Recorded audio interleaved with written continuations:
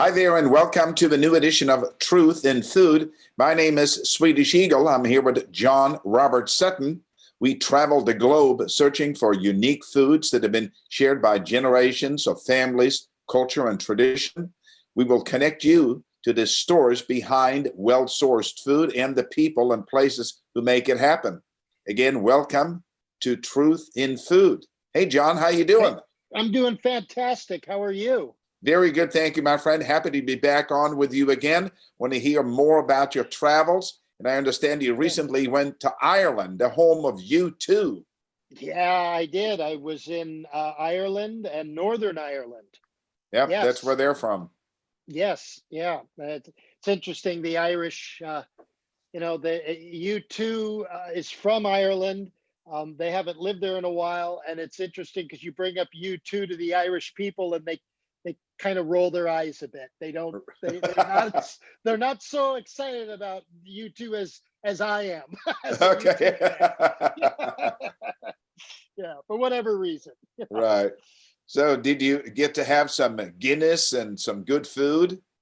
I did. I mean, you have a Guinness in Ireland, and it is totally different than the Guinness you have served outside the world. That's for sure. I mean, they say it's the water from the river, and the process of making it, but it is so totally different having a Guinness in Ireland. It's just creamy. It's smooth. It's not that hard, bitter eating a can of beans feeling you get when you have a Guinness here in America. In Ireland, it's smooth. It's fantastic. I want Right. one now. I want to go back. Okay. Cheers. Yes. All right. So Yeah. tell us more about the trip. So did you go to mainly Northern Ireland, or did you visit the whole country of Ireland? I actually visited a lot. I went to Northern Ireland first and flew into Belfast from London to really get a handle on what's happening with the whole Brexit Northern Ireland issue, which I know we're in an election here in the United States, and a lot of people don't actually realize what's unfolding in Northern Ireland. Um, right now, Northern Ireland and Ireland have a free border. You drive back and forth without any problems at all. It's like driving from California to Nevada or California to Arizona. There's the states are separate, but no one's stopping you. No one's checking anything. There's no border controls. Well, what happened with Brexit is Britain is no longer part of the European Union anymore. So technically, Northern Ireland is not part of the EU, which Ireland is a part of. So the whole question is where do you put the border? Where do you check for customs? I mean, the goods that I purchase are actually trucked from Ireland and shipped out of Belfast. So is there going to be a border there to check the goods and place a tariff on it, or adhere to European regulations if something from Northern Ireland is shipped from Ireland? So for instance, let's say that let's say England and the United States sign a free trade agreement, and we don't have a free trade agreement with the EU. Technically, goods shipped out of Northern Ireland to the United States will be not taxed, and goods shipped from Ireland to the US will be taxed. Well, why would I ship it out of Ireland if there's no border? I'll just ship the truck, ship it out of Belfast, and pay no tax. And see, this is the concern. Where do you put that border? So here are the options on the table. We can put a hard customs border on the roads between Northern Ireland and Ireland. That was the case before the Good Friday Peace Accords. Well, what happened there? That's where all the trouble was initially in the late 60s, early 70s. People were shot at and problems occurred initially on the customs border. So what did they do? They added police protection. They put the police at those border controls. That's where the bombings happened. So that's when the British military had to intervene and come into Northern Ireland. There were thousands of bombings that took place in Northern Ireland. There were hundreds of bombings that even occurred in a day. I mean, people have no idea that the destruction that happened to such a small area. The other issue, well, if that border is put there, the Irish won't be happy about that. Okay. But, some people in the Northern Ireland will. What is the other alternative? To put a customs border on the sea. So if anything is shipped out of there, it has to go through a blockade on the sea. But then the Northern Irish Protestant individuals, they're not happy about that either, because then they feel that they're locked in. So it's beginning to be a problem. Trouble is starting again. It's still very segregated there. Everyone's not living together. Everyone thinks, oh, everybody's living together currently in Northern Ireland. No, they are not. There are still many parts of the area that are flying the Irish flag, and are then other areas that are flying the British flag. So what area you're in. Now, what trouble is happening right now? It's mostly kids and gangs beginning to throw rocks at each other and cause a little bit of trouble. There hasn't been the so-called, sectarian violence that could rise out of this. And this is a concern. Now, what happened was something very interesting. The Foreign Secretary of Ireland came to the United States and said, look it, guys, you came about a month ago to Washington and said, hey, you kind of got to take a look at this. Like, what's going on? And remember, the UK and Ireland, we're great allies. Both of us are tremendous allies together. Well, the politicians in Washington, Nancy Pelosi and Joe Biden, basically told England, look, if you're going to put a hard border and stop the Good Friday peace accords, I will not do a trade deal with you, England. Don't do it. And England is now saying, and the people in Northern Ireland are saying, whoa, wait a minute, you're taking sides? We're supposed to be allies. And now you're already taking sides against Northern Ireland, against the UK and Ireland. They're like, hold on a second. Stay out of it right now, because you're adding fuel to the fire. Now, here's the danger. I spoke with some very important people that are directly involved in this peace process. The problems arose when the violence from Northern Ireland was not occurring in Northern Ireland anymore.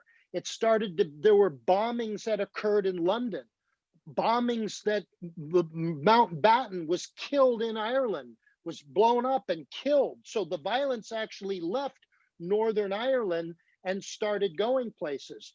So the question is, if the US is going to pick sides, will the Northern Irish start bombing the United States for picking sides? These are the things people have got to start thinking of before we make irrational decisions about anything. Now, this isn't me. I'm not that smart to come up with this. These are people with a much higher peace grade going on. I'm just trying to ship food out and do it correctly and not have my containers seized at the port.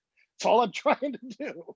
But Belfast, look, if you want to go to Northern Ireland and visit a tremendous, beautiful country and a vibrant city and a friendly people, that's the place to go. I think it will become the hottest tourist spot literally on earth. There's nothing going on now. I don't want to scare anybody. There's nothing happening now. There's no police around. I don't see anyone with guns. People are happy. Things are going on there. I'm saying what could happen and the little things that are going on. In no way is anything happening now. It is a fantastic place to visit. Let me ask you about the food. What kind of food are you buying from Ireland, and what kind of Irish food do people like in America? So Ireland has done a tremendous job marketing its greenery. Remember, it's grass. It rains a lot. It has tremendous soil. It's a really truly organic country because it came from such poverty. There wasn't anything but natural fertilizers for the land for thousands of years. So the cattle that's grown there, what comes from pristine conditions where cattle are eating organic grass and drinking fresh spring water from Ireland. It's cheese, it's milk, it's Irish butter, and it's Irish bacon. You have Irish bacon, you ain't gonna have anything else that exists on this planet. It is that good. And the way they cut it is a little different from ours.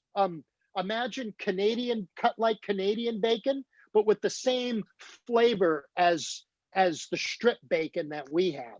It's delicious. So what I'm doing is looking at really elevated types of Irish butter. I mean, there's Kerrygold butter, which actually Kerrygold wasn't even sold in Ireland to begin with. It was sold in the UK, and it was not even sold in Ireland. It was marketed. They came up with the name Kerrygold, and they pitched it to everybody in London and got London hooked on it. And then they said, let's take a playbook out of Swiss and the Swiss name. And over decades, the Irish quality became so good that people started seeing Ireland as a delicious, fresh food place, which it is. There's no joke there. Kerrygold is good, but it's massively produced. There is better, and I found it, and it's coming to you. All right. What's it called? We're putting a name on it. Okay. Yeah, Okay. we're coming up with a great, Irish tradition, Irish name, and something very bespoke.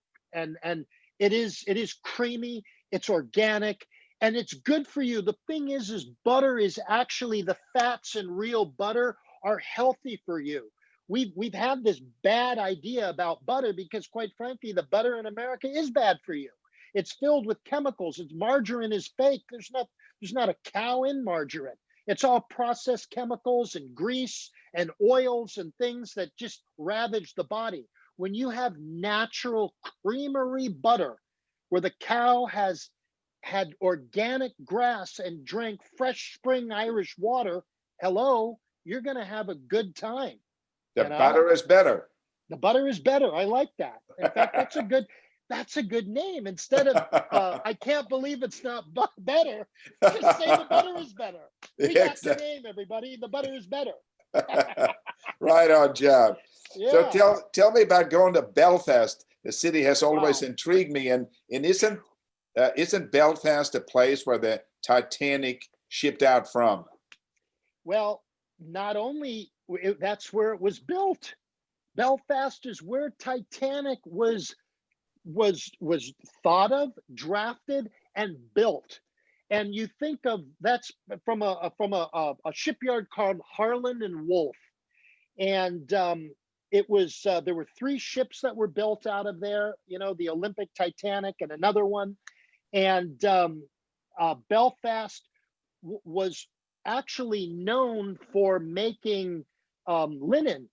Linen is kind of a grassy thing that they weaved into tablecloths and weaved into many, clothing items. And it was the linen capital of the world. They had the greatest linen mills. Also, it was really known too for a big tobacco manufacturing, and it was known as the rope capital of the world. They made, remember, synthetic rope was developed by the DuPont Corporation in the early 1900s. So before that, all the ships needed to get that hemp type of rope, not hemp, but it's, the natural fiber type of rope instead of the synthetic.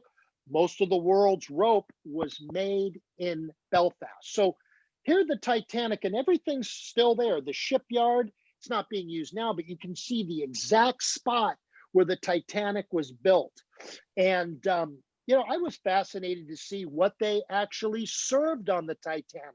Yeah. So I went to the museum and asked if they, out of their archives, they could pull out a menu, and they did. So you want me to read to you what they were serving for dinner on the Titanic? Absolutely. So the night of the sinking of the Titanic, for lunch, they had filet of brill. Wow. They had eggs a la Argenteuil, okay? They had chicken a la Maryland. This is what they ate for lunch. They had corned beef, vegetables, and dumpling. And that's a picture of the menu, the exact menu that they had. Wow, Okay, look at from that. the date right there. Then from the grill, they had grilled mutton chops. They ate mashed, fried, and baked jacket potatoes. Never heard of baked jacket potatoes, but that sounds really good. Custard pudding, apple meringue, and a pastry. Now, Wow. for the buffet, they had salmon mayonnaise. They had potted shrimps.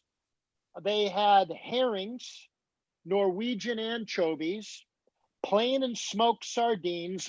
This is all in the buffet now. Roast beef, round of spiced beef, veal and ham pie, Virginia and Cumberland ham. You know, that was a big thing then. Bologna sausage, brawn, galantine of chicken, and corned ox tongue, lettuce, beetroot, and tomatoes. That Wow. was the buffet. And for cheese, and again, this is on April 14th, 1912, they had Stilton, Gorgonzola, Edam, Chambert, Roquefort, Evel, and cheddar cheeses. That was the menu they had for the night of the, everyone had in their bellies the night of the sinking of the Titanic, right there. Wow. Fantastic, John. Fascinating. Yeah, really So, fascinating. so what I found fascinating too is since it was the linen capital and they made all the linen, and I actually have a replica of what a linen napkin and actually a coffee cup was like. They had no washing facilities on the Titanic. So every time there was a setting and a dinner service, all that linen had to be collected and stored, and new linen had to be laid out. It was not washed on the ship. So how long the ship took, you know, from there to New York, they were then to wash it all and then put it back on the ship for its voyage home. But sadly, the Titanic never made it. Right, exactly. Wow, what a job. That's great, John. What a menu. People ate very well on the ship They of the Titanic. they did. I mean, there was amazing chefs. There was quite an incredible buffet. They had a fine dining restaurant too that the first class people would go to, all a la carte, all very expensive. You know, they had cigars, they had games. I mean, it was literally an operating hotel. And to think that they did that at that time was truly amazing to me. Um, so many people worked on that ship. I mean, Belfast, remember, the ship, as the bones were built, it then had to be moved and to be outfitted. So every room was custom. So they had custom chair makers, custom wood paneling, lighting fixtures.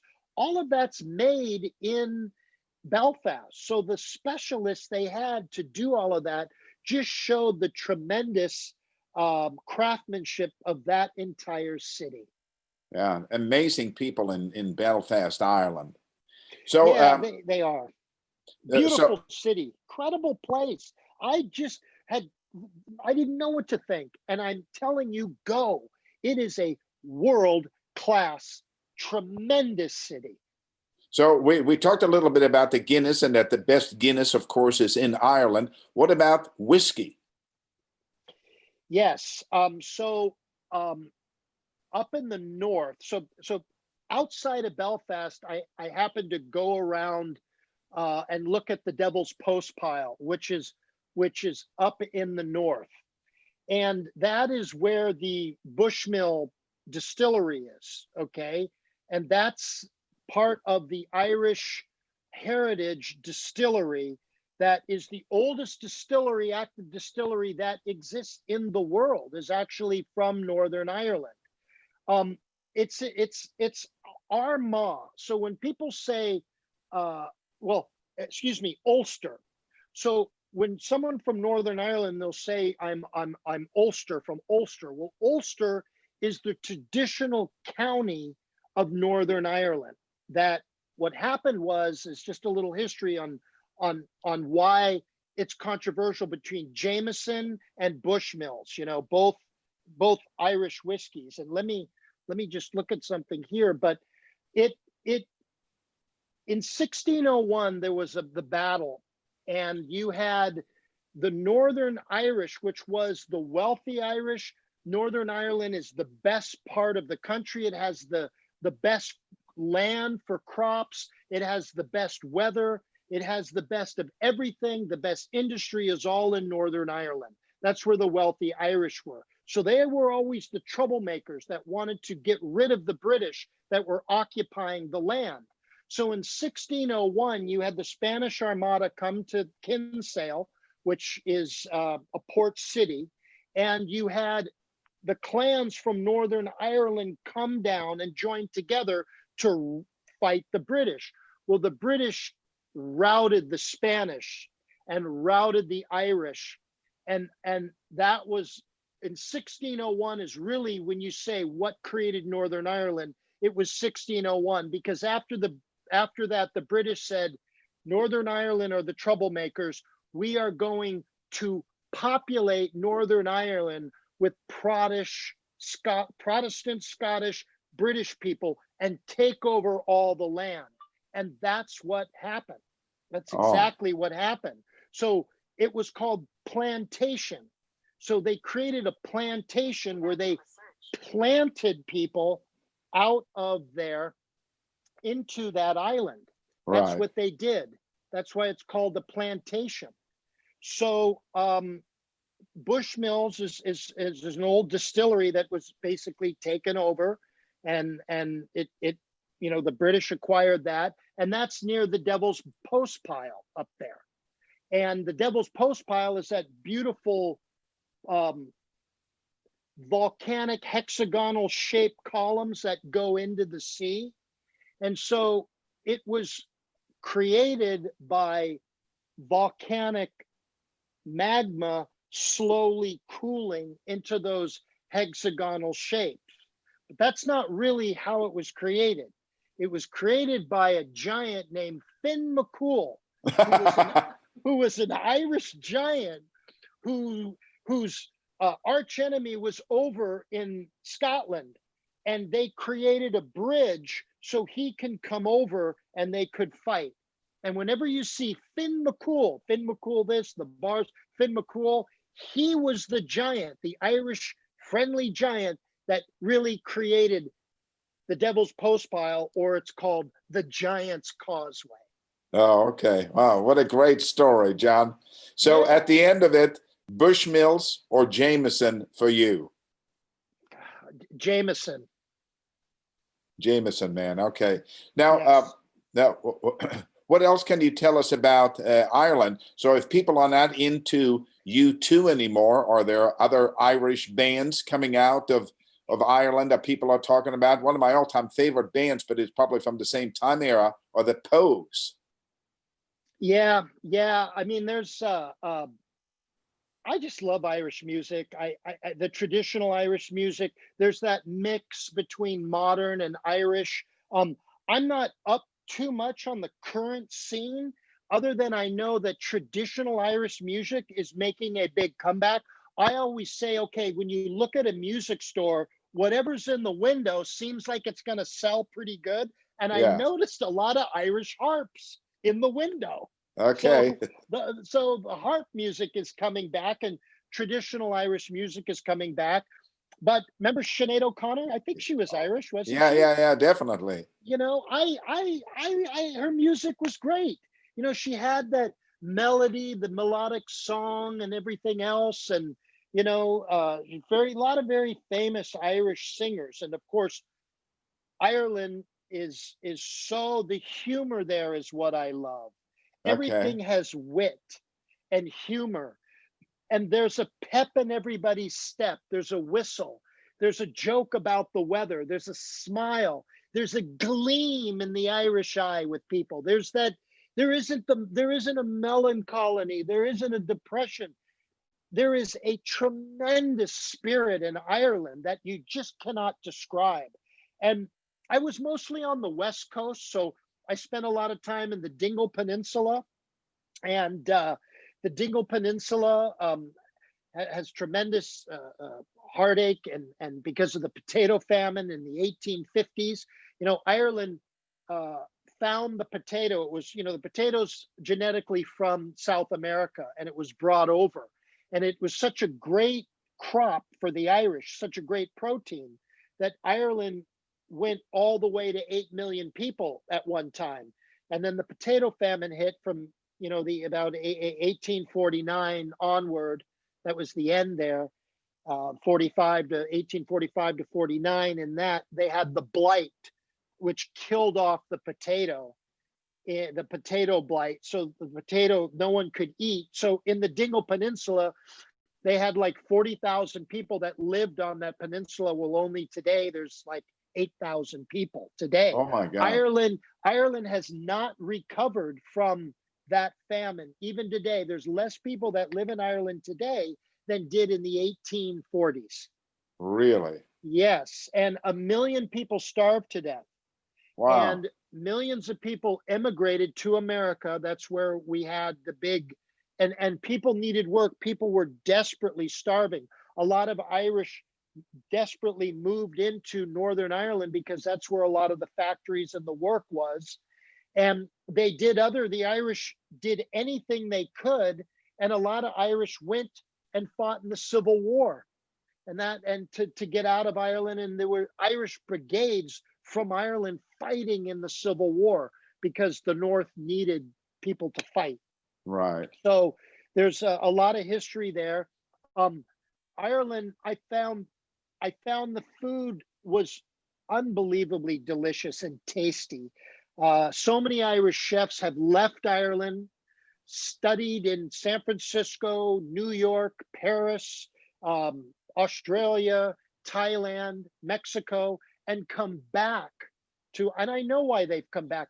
That country's beautiful. Anyone that now is born in Ireland and leaves, you go back to Ireland. It's that precious of a country and people and land and spirit. And they put that into their love of food now. It's not corned beef and cabbage. It's not boiled potatoes. It is really tasty, delicious cheeses from all the cattle that's there.